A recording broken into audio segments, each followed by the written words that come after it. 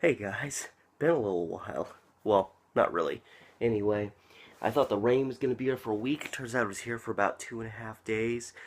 Got a little time before work. It's another update video on my documentary. I'm going to head out, get a few of those little shots that I didn't get the other day when I got that awesome piece of cast iron. Woo! And, yeah, that's the first half of my day. Let's get going. As usual, I'm brushing. I realized I was calculating the times for the bus that's going that way. I need to catch a bus going that way.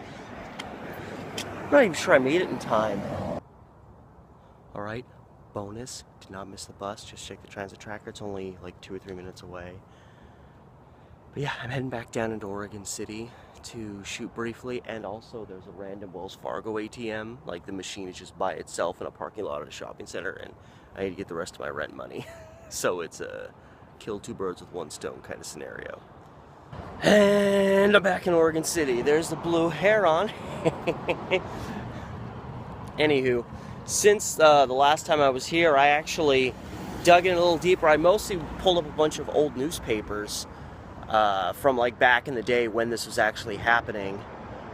And one of the some of the information I was going through actually described in moderate detail these footsteps.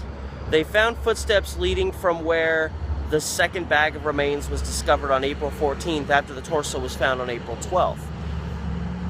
And they said, by they I mean the authorities, that the footsteps were going from an abandoned railroad spur down to the river and then reversing and going back up, and once they got back up by the railroad tracks, they disappeared. Because up until that point, I had no idea which side of the river. You know, it just said that it was kind of, you know, it was 2,000 feet. That was what they said, 2,000 feet north of Willamette Falls. So I know it's approximately right on the other side of this, here's this ugly brown building, and then there's that white one way back there. It's almost unseeable, but right there. Pretty much the other side of that building down, you know, by the water is where this sack was recovered.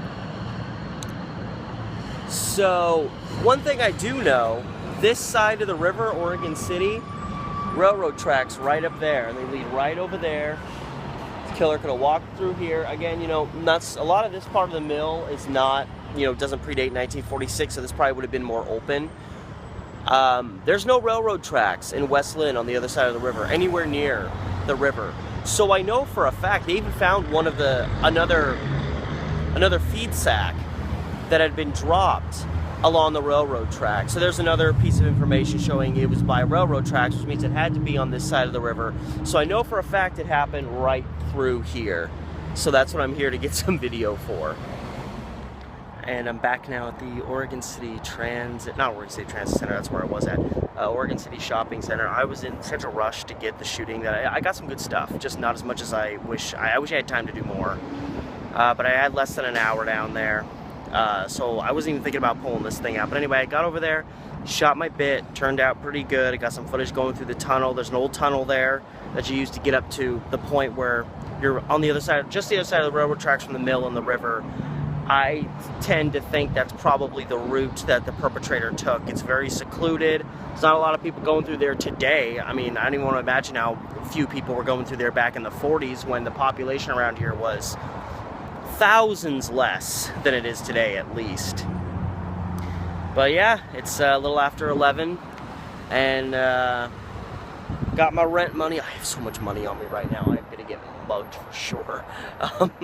Now I got it stashed away nice, but gotta drop that off, gotta pay rent, gotta live the life, and then it's back on the bus. I may take a little extra time to relax. I really overexerted myself last week, barely made it through the weekend at work, because I worked like 35 hours last weekend, then worked 4 days in a row on this, and then worked 17 hours between Friday and Saturday. Got Sunday off, worked yesterday for 9 hours, worked today for 7, endless cycle, but may take a rest, and then I'm probably going to head back over to River Villa Park.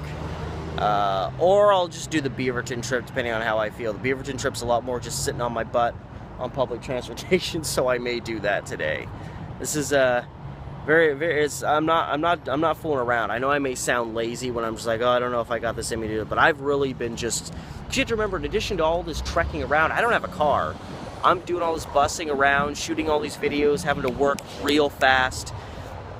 I've spent endless hours researching, organizing, and this is just in like the last 2 weeks, so I've really been busting my ass on this, all jokes aside. I mean, isn't it just so convenient that right next to the stop where I need to catch my bus to get home, there just happens to be a Wells Fargo ATM.